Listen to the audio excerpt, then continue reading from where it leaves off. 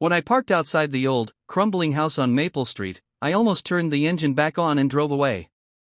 It had been 15 years since I last saw her, 15 years since I'd left my hometown, swearing I'd never return.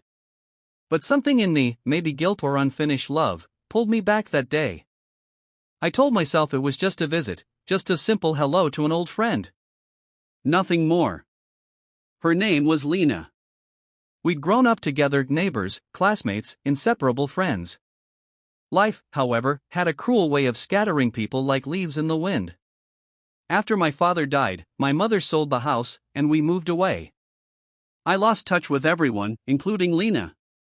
She wrote letters for the first year, then stopped.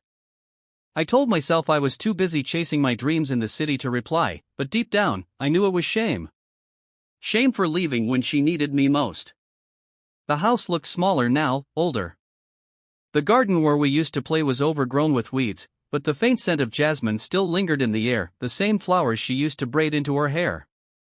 I took a deep breath and knocked. When the door opened, I almost didn't recognize her. Time had etched faint lines on her face, but her eyes, those warm, honey-brown eyes, were the same. For a moment, we both stood there, caught between past and present.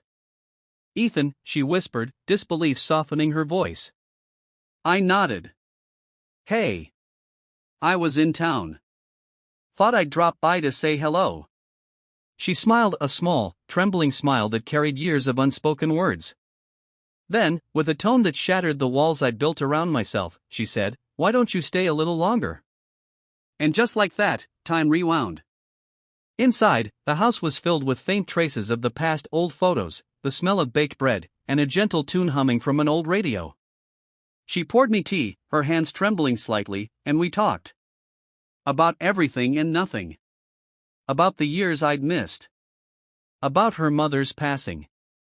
About how the town had changed. But beneath her calm voice, I sensed something. A heaviness she tried to hide. As the evening light poured through the window, she coughed, a small, dry sound at first, but then deeper, harsher. I looked at her, concern rising. She waved it off. "Just a cold," she said. But I knew better. The way she avoided my eyes told me there was more. Finally, I asked, "Lena, are you all right?" She hesitated, then sighed. "Doctors say it's my lungs.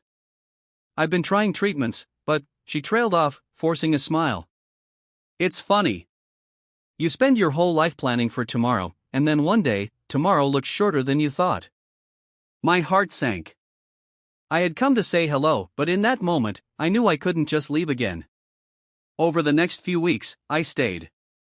What began as a short visit became something more, something healing. We fixed up the old garden, cooking together, laughing like we used to. She showed me her old sketchbooks, filled with drawings of the two of us as children, dreams scribbled in the margins. "I always thought you'd come back," she said once, her voice barely above a whisper. "Even when you stopped writing, I still hoped." I wanted to tell her everything then, how sorry I was for leaving, for not being there when she lost her mother, for forgetting what truly mattered. But the words caught in my throat. Instead, I stayed by her side, hoping my presence said what my voice couldn't. But time, cruel as ever, didn't wait. Her health worsened. Hospital visits became more frequent. One night, as the rain fell softly outside, I sat beside her bed.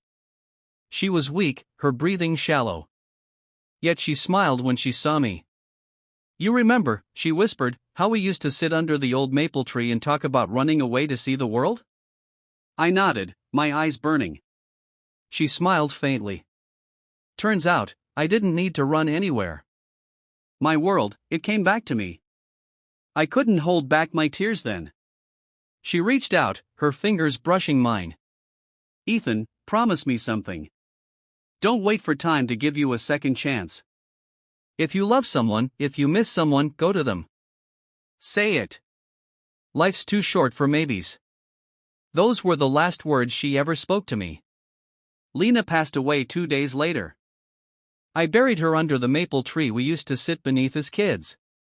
The same spot where our laughter once echoed through the summer air.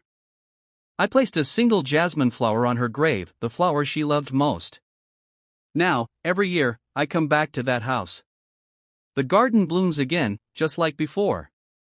And sometimes, when the wind rustles the leaves, I can almost hear her voice, soft, gentle, eternal, saying, "Why don't you stay a little longer?" I did, Lena. I stayed. And I finally understood that sometimes, the simplest visit, the smallest hello, can change everything. Because love doesn't always shout. Sometimes, it whispers through time, asking us to stay a little longer. Moral of the story: don't wait for the perfect time to reconnect, to forgive, or to love. Life gives us only so many chances to say what truly matters. Sometimes, one simple hello can become the moment that saves your soul.